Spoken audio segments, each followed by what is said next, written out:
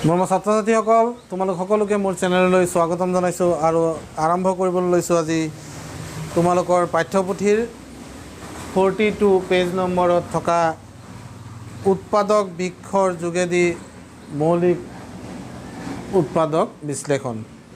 তে ছাত্ৰ ছাত্ৰীসকল তোমালোকৰ পাঠ্যপুথিত দিয়া আছে 80 আৰু 100ৰ কি উৎপাদক বৃক্ষৰ সহায়ত মৌলিক উৎপাদক বিশ্লেষণ কৰা।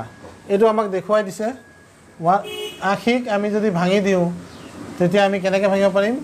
2 পূৰণ কিমান? 2 পূৰণ 40 বুলি দেখুৱাব পাৰিম। দেখিছা, যদি আমি আশীক 2 পূৰণ 40 হিচাপে দেখাব পাৰোঁ তেনেহ'লে 40ক আমি আকৌ ভাঙিব পাৰিম 2 পূৰণ 20 হিচাপে। 2 20 গুণ 40। আকৌ 20ক আমি ভাঙিব পাৰিম 2 10 গুণ 20 হিচাপে। ঠিক সেইদৰে ইয়াক ভাঙিব পাৰিম 2 5 গুণ 10 হিচাপে। তে ছাত্ৰ ছাত্ৰীসকল এইটো হ'ল আমাৰ উৎপাদক বৃক্ষ, য'ত আমি উৎপাদক বৃক্ষটোত 80 অৰ্থাৎ 80ৰ মৌলিক উৎপাদক হিচাপে আমি পাইছোঁ 2 2 2 2 আৰু 5। অৰ্থাৎ 80ৰ মৌলিক উৎপাদক বিশ্লেষণটো কি হ'ব? 80ৰ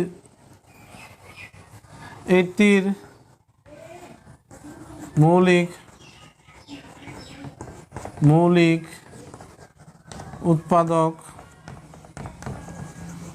উৎপাদক বিশ্লেষণ আমি লিখিব লাগিব। কি লিখিম? সমান 2 পূৰণ, চোৱা মৌলিক উৎপাদকবোৰে লিখিব লাগিব। 2 আৰু এটা 2 আছে, তাত আকৌ 2 এটা আছে, আকৌ 2 এটা আছে আৰু এটা 5 আছে। এইটো হ'ল আমাৰ উৎপাদক বৃক্ষৰ সহায়ত 80ৰ মৌলিক উৎপাদক বিশ্লেষণ কৰা নিয়ম। এতিয়া মই 100টো তোমালোকক দিয়া আছে, 100টো মই দেখুৱাওঁ। চোৱা, এইটো 80ৰ কাৰণে দেখুৱালোঁ। 100ৰ কাৰণে আমি কি পাম? 100ক যদি আমি দেখুৱাবলৈ যাওঁ তেতিয়া আমি 100 আমি কেনেকৈ পাওঁ? 2 50 গুণ কিমান পাওঁ? 100 পাওঁ, হয়নে? 2টা 25 দিলে আমি 50 পাওঁ। তাৰপিছত 5 2টা দিলে কি পাওঁ? 25 পাওঁ। এতিয়া চোৱা 100ৰ মৌলিক উৎপাদক বিশ্লেষণটো কি পালা? 100ৰ মৌলিক উৎপাদক বিশ্লেষণটো তোমালোকে পাইছা কেনেকৈ? উৎপাদক বৃক্ষৰ সহায়ত পাইছা। উৎপাদক বৃক্ষৰ সহায়ত আমি কি পালোঁ? 2 পূৰণ 2 পূৰণ 5 পূৰণ 5 বুলি পাইছোঁ। এয়া হ'ল উৎপাদক বৃক্ষৰ সহায়ত কিদৰে মৌলিক উৎপাদক বিশ্লেষণ কৰা হয়, তাকে তোমালোকৰ পৃষ্ঠা নম্বৰ 42ত দিয়া আছে। তোমালোকে এইটো টুকি ল'বা। এতিয়া ইয়াৰ লগে লগে আমি কিছুমান অংক দিয়া আছে, আমাক নিজে কৰিবলৈ দিছে। 43 পেজ নম্বৰ একেবাৰে ওপৰৰ ফালে চাবা, তলত দিয়া সংখ্যাবিলাকৰ মৌলিক উৎপাদক বিশ্লেষণ কৰা। এতিয়া ছাত্ৰ ছাত্ৰীসকল ইতিমধ্যে মোৰ পূৰ্বৰ ভিডিঅ'সমূহত মই আলোচনা কৰিছিলোঁ সংখ্যাৰ বিভাজ্যতাৰ নীতিসমূহ। কিছুমান সংখ্যা যেনে 2 3 4 5 6 8 আৰু 10ৰ উৎপাদক বিশ্লেষণৰ কি কৰিছিলোঁ? নীতিসমূহ বিভাজ্যতাৰ নীতিসমূহ আলোচনা কৰিছিলোঁ। এতিয়া মই যাম আমাৰ এই অংকসমূহ নিজে কৰা অংক। এই অংকবোৰ লিখি লওঁ, তোমালোকে চাবা। তো ছাত্ৰ ছাত্ৰীসকল এতিয়া মই বৰ্ডত লিখিছোঁ, চোৱা পেজ নম্বৰ 43ত নিজে কৰা অংকত আমাক দিয়া আছে তলত দিয়া সংখ্যাবিলাকৰ মৌলিক উৎপাদক বিশ্লেষণ কৰা। 80 আৰু 100 ইয়াৰ মৌলিক উৎপাদক বিশ্লেষণ আমি উৎপাদক বৃক্ষৰ সহায়ত কৰিছিলোঁ। এতিয়া মই এই অংকটোৱেই হৰণ পদ্ধতিৰ সহায়ত কৰোঁ, কাৰণ হৰণ পদ্ধতি বৰ দৰকাৰী পদ্ধতি, যাৰ সহায়ত আমি উৎপাদক বিশ্লেষণ কৰিব পাৰোঁ। 80 যদি হৰণ পদ্ধতিৰ সহায়ত উৎপাদক বিশ্লেষণ কৰোঁ তেতিয়াহ'লে আমাক লাগিব কি? আমাক লাগিব বিভাজ্যতা নীতিসমূহ। আটাইতকৈ সৰু মৌলিক সংখ্যাটো কি? আটাইতকৈ সৰু মৌলিক সংখ্যাটো হ'ল 2। 2ৰে আশীক বিভাজ্য হয়নে নহয়? 80 2ৰে বিভাজ্য হয়নে নহয়?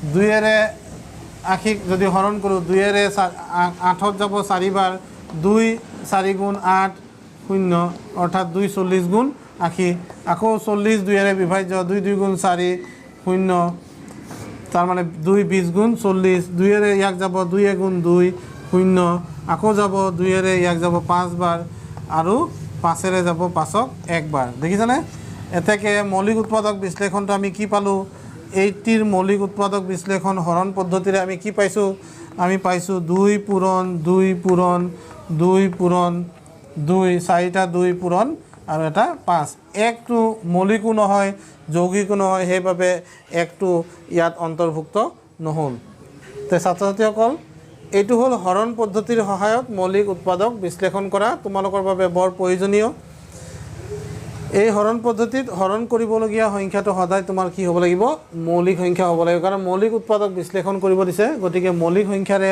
হৰণ কৰিব লাগিব এতিয়া এইটো এ নম্বৰটো মই কৰিলোঁ বি নম্বৰটো কৰি চাওঁ 100 আছে বি নম্বৰ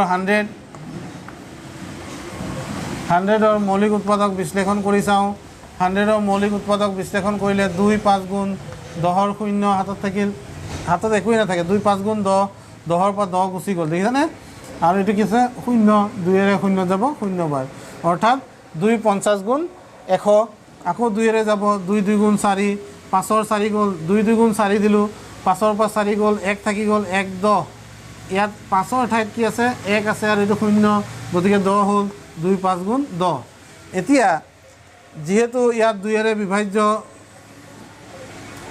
সংখ্যা 25 2ৰে বিভাজ্য নহয় কাৰণ একক স্থানত 5 আছে অযুগ্ম অংক 2ৰে বিভাজ্য নহয় গতিকে 2ৰ পিছৰ যিটো মৌলিক সংখ্যা সেইটো হ'ল 3 3ৰে 25 বিভাজ্য হয় নে নহয় 2 আৰু 5 কিমান হ'ল 7 3ৰ বিভাজ্যতা চাবৰ কাৰণে আমি অংকবোৰৰ সমষ্টি চাব লাগে 2 আৰু 5 কিমান হয় 7 7টো 3 নেওতাত নাহে অৰ্থাৎ 7 3ৰে বিভাজ্য নহয় 25ও 3ৰে বিভাজ্য নহয় এতিয়া আহিল কি 5ৰ বিভাজ্যতা কোনো এটা সংখ্যাৰ একক স্থানত 5 বা 0 0 বা 5 থাকিলে কি হয় 5ৰে বিভাজ্য গতিকে 25টো যাব 5ৰে 5 5 গুণ 25 এতিয়া 5ক যাব 5ৰে 5 গুণ 5 এতেকে 100 মানে আমি কি পালোঁ 100 মানে 100ৰ মৌলিক উৎপাদক বিশ্লেষণ কৰি আমি পালোঁ 2 পূৰণ 2 পূৰণ 5 পূৰণ 5 গতিকে এইটো হ'ল 100ৰ মৌলিক উৎপাদক বিশ্লেষণ তে ছাত্ৰ ছাত্ৰীসকল এই অংককেইটা বহুত দৰকাৰী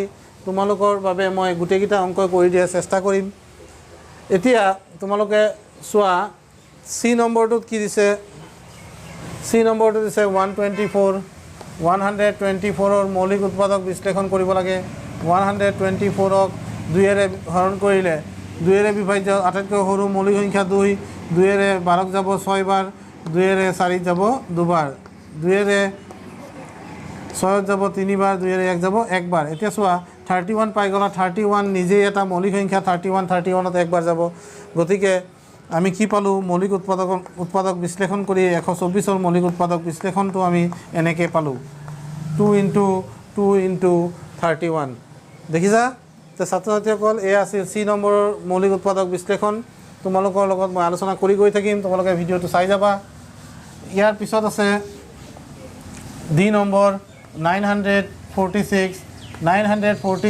এটা এনেকুৱা সংখ্যা যিটোৰ একক স্থানত 6 আছে গতিকে 2ৰে বিভাজ্য 2ৰে 9ত কেইবাৰ যাব 2 4 বাৰ দিলে 8 হয় গতিকে 9ৰ পৰা 8 গ'লে থাকিব ইয়াত 1 1 10 4 14 2 7 গুণ 14 মনে মনে কৰিব লাগে বিয়োগটো ইয়াত 2 3 গুণ কিমান 6 এতিয়া আমি যাওঁ এই সংখ্যাটোলৈ এই সংখ্যাটো যেহেতু একক স্থানত 3 আছে 2ৰে বিভাজ্য নহয় 3ৰে বিভাজ্য হয়নে নহয় চাব লাগিব 4 3 4 7 11 11 আৰু 3 কিমান 11 আৰু 3 হৈ গ'ল আমাৰ 11 3 আমি পালোঁ 16 14 4 7 11 11 3 14 14টো 3ৰে বিভাজ্য নহয় গতিকে এই সংখ্যাটো 3ৰে বিভাজ্য নহয় এতিয়া আহিল 5ৰ 3ৰ পিছৰ যিটো মৌলিক সংখ্যা 5ৰে বিভাজ্য নহয় কাৰণ একক স্থানত 0 বা 5 নাই এতিয়া 7ৰে হয়নে নহয় চাওঁ 7ৰ বিভাজ্যতা মই তোমালোকক শিকোৱা নাই 7ৰেতো চাব লাগিব নিজেই 7ৰে যদি 47ত আমি হৰণ কৰোঁ 6 বাৰ যাব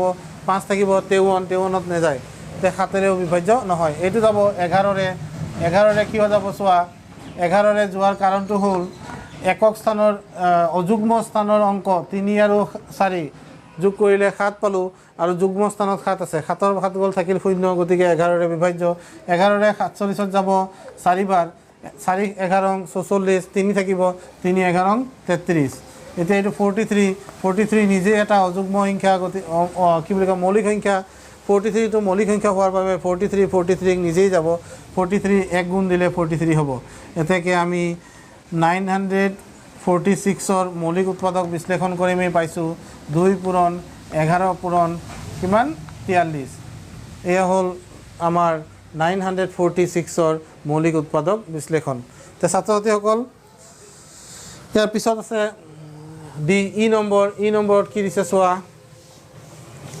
ই নম্বৰত আমাক দিয়া আছে 325ৰ মৌলিক উৎপাদক বিশ্লেষণ কৰিলে আমি কেনেকৈ কৰিম চোৱা যেহেতু একক স্থানত 5 আছে অযুগ্ম অংক গতিকে 2ৰে বিভাজ্য নহয় ই 3ৰে বিভাজ্য হয় নে নহয় চাম 3ৰ বিভাজ্যতা চাবলৈ হ'লে আমি অংকবোৰৰ সমষ্টি ল'ব লাগিব 3 আৰু 2 5 5 5 10 হ'লে 10টো 3ৰে বিভাজ্য নহয় গতিকে ই 3ৰে বিভাজ্য নহ'ব 5ৰে বিভাজ্য হয় নে নহয় চাবলৈ হ'লে আমি একক স্থানৰ অংক চাব লাগিব একক স্থানৰ অংকটো ইয়াত আছে 5 0 বা 5 থাকিলে 5ৰে বিভাজ্য হয় গতিকে এই সংখ্যাটো 5ৰে বিভাজ্য হ'ব 5ৰে ইয়াক যাব 6 বাৰ 5 6 গুণ 30 থাকিল কিমান 25 5 5 গুণ 25 এতিয়া এই সংখ্যাটো 5ৰে আকৌ বিভাজ্য 5ৰে 6 যাব এবাৰ 5 গুণ 5 6ৰ 5 গুণ থাকিল 1 1 2 5 15 5 3 গুণ 15 13টো নিজেই এটা অযুগ মৌলিক সংখ্যা গতিকে 13ৰে 13ক একবাৰ যাব আৰু আমাৰ উৎপাদক বিশ্লেষণ মৌলিক উৎপাদক বিশ্লেষণ কৰি আমি পাম 325 সমান 5 পূৰণ 13 ছাত্ৰ ছাত্ৰীসকল কেনেকুৱা লাগিছে নাজানো তোমালোকৰ যদি ভাল লাগিছে তেনেহ'লে ভিডিঅ'টো চাই যাবা আৰু এতিয়া মই আগবাঢ়ি যাম এফলৈ এফ অংকটো দিয়া আছে 10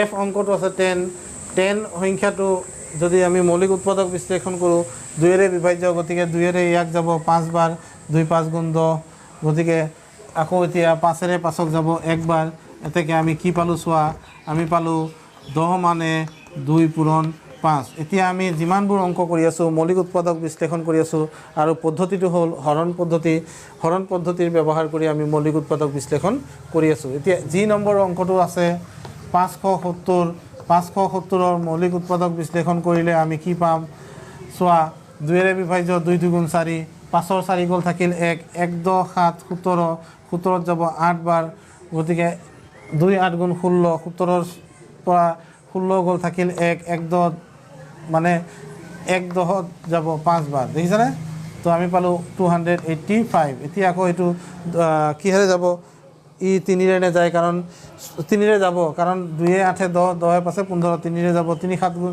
3 9 গুণ 27 7 থাকিল 1 ইয়াত থাকি গ'ল 28ৰ পৰা 27 গ'ল থাকিল 1 15 3 5 গুণ 15 এতিয়া যাব আকৌ 3ৰে যাব নে নাযায় কাৰণ 9 আৰু 5 কিমান 14 3ৰে নাযায় গতিকে 5ৰে যাব 5ৰে কেইবাৰ যাব 5 গুণ 5 5 9 গুণ 45 দেখিছা এতিয়া 19 নিজেই এটা মৌলিক সংখ্যা গতিকে 19ত একবাৰ যাব এতেকে তোমালোকে কি পালা 570ৰ মৌলিক উৎপাদক বিশ্লেষণ কৰি পাইছা 2 পূৰণ 3 পূৰণ 5 পূৰণ 19 এইদৰে আমি অংকবিলাক কৰি যাব লাগিব তোমালোকৰ বাবে বৰ দৰকাৰী অংক দেখিছা এতিয়া মই যাম 399ৰ ক্ষেত্ৰত আমি কিহেৰে হৰণ কৰিম এইচ নম্বৰটোত আমাৰ আছে 399 ইয়াক যদি আমি মৌলিক উৎপাদক বিশ্লেষণ কৰোঁ তেতিয়া আমি কি পাম 3ৰে 3ক যাব এবাৰ 3ৰে 3ক যাব 3ৰে 9ক যাব 3 বাৰ 3ৰে 9ক যাব 3 বাৰ 133 কি হয় 133